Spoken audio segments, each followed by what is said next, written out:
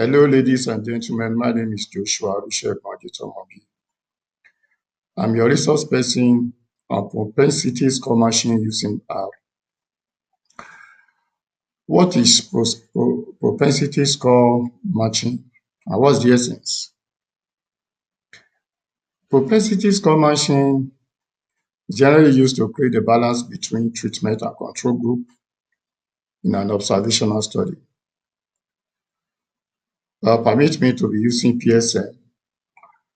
The PSM matches each individual in the treatment group to an individual in the control group based on their propensity scores.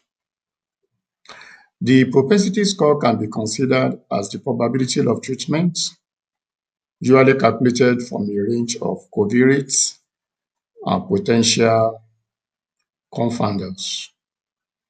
And it is very, very important to include the confounders in the analysis. Two individuals, for instance, one from treatment and one from control group, are considered to be a match if the difference between their propensity score is small. And generally, the unmatched participants are discarded after matching. After matching, the treatment group and the control group should generally have very similar characteristics. So the primary aim of PSM is to ensure that the treatment group and the control group have very similar characteristics so that we are comparing likes. So having said that one, let us look at the two packages that we need.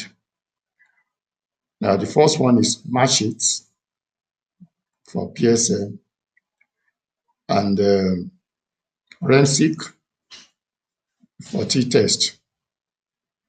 We need the t-test to examine the average treatment effect on the treated. Let's consider CSA data is data on adoption of climate smart agriculture. Let's look at the forces observations.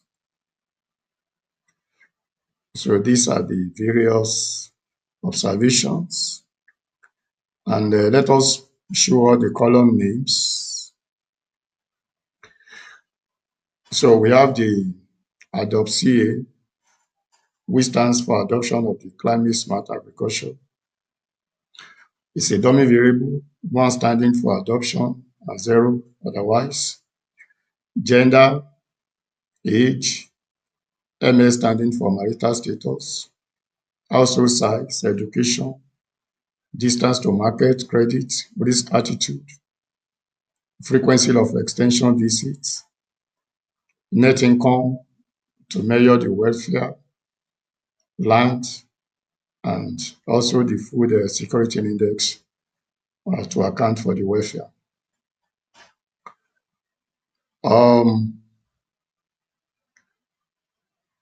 So having said that one, the next thing is let us estimate the propensity score. We can use logit model, we can use probit model, we can use general additive model, and so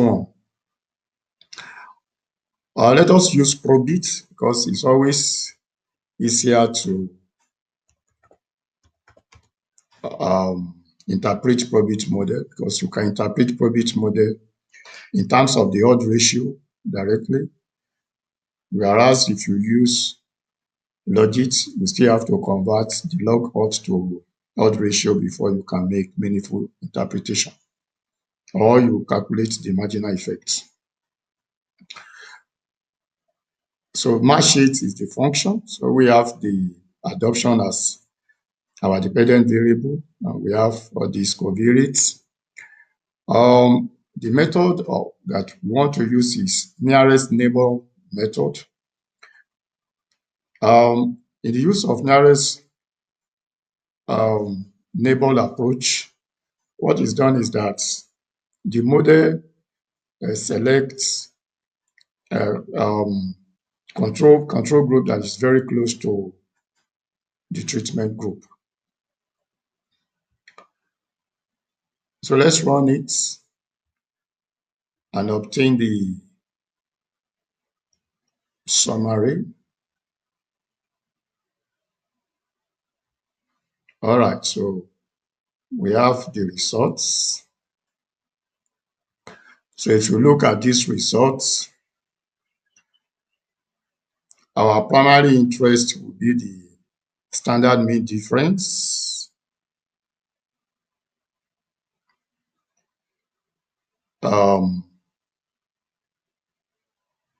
and the overall sample size. And with respect to the standard mean difference, we need to just check. You can see that for many of them, the values are actually less than 0.1. So because this is showing the difference before matching and after matching. So the difference must be minimal if the method that you have used can be said to be reliable. At the end, we have 170 treated, 225 control at the initial stage, but after matching, the control now is 170. So we have 55 unmatched, which are discarded.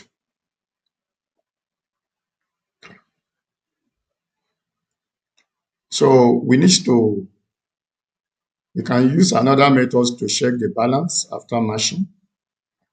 We may wish to plot the jitter chart or the histogram to check whether there is satisfactory overlap in the propensity score distribution. So let us do that.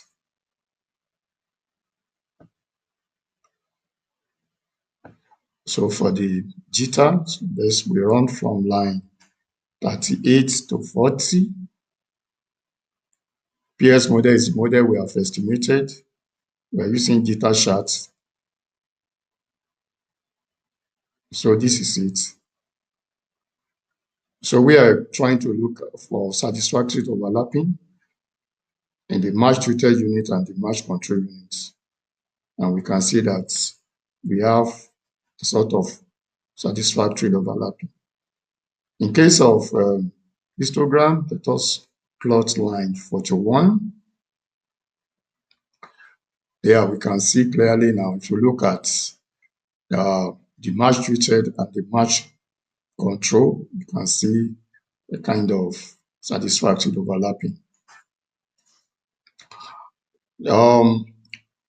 We can check for the standardized mean difference before and after matching. So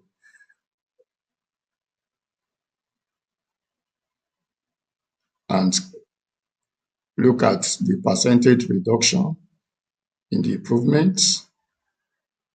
So you can look up here. So this percentage balance improvements, we can see that for quite a lot of them, we have relatively high percentage, which means that in terms of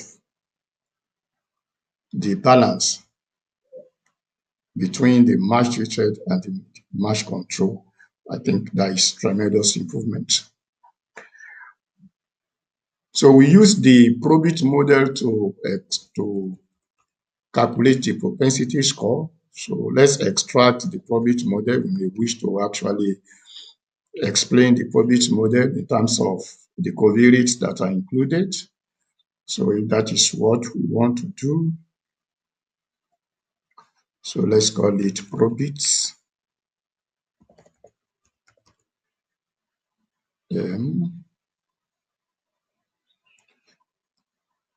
So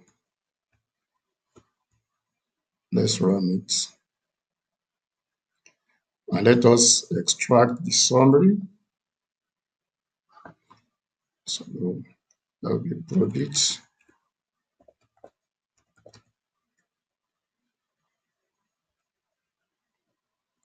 So this is the probit model. And if you look at this probit model, you can see, in fact, if I think there is a need to reduce the number of the covariate actually, because many of them are insignificant. Because if you look at it, we just have age, education. I think those are just the two significant variables. So another thing that could be done, since you have quite a lot of variables, I think you can discard some of these variables and replace them with some other covariates to test whether they are going to have better coefficients. So, but this just to show the result for the probit model. So we may want to extract the propensity scores. So if we want to extract that, we use predict. So let's predict the probit model and obtain the forces observations. Let's run it. So these are the propensity scores upon which the machine is based. So now the most important aspect is the moment we are satisfied with the result, we can extract the match data. So to extract the match data, we call it match data, and the function is match.data. So let us extract it and show the first 6 observations. So this is it. So, and don't forget now the match data will have 170 observations. So the moment we have done that, then we can now use t-test. Like I said, that's why I brought in MachIt package so that we can have a very nice t-table, t-test table.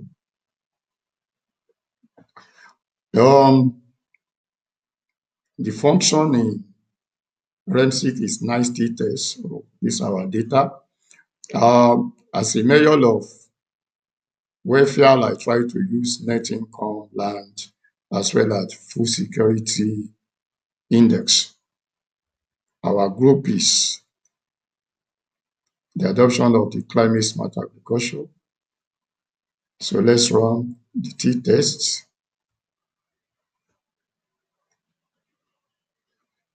And let us obtain the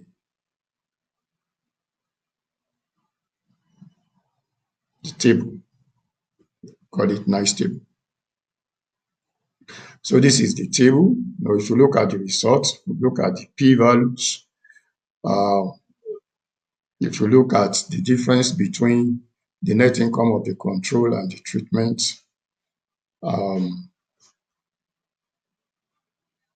they are actually insignificant. So one can conveniently say that in terms of average treatment effect, there's no effect.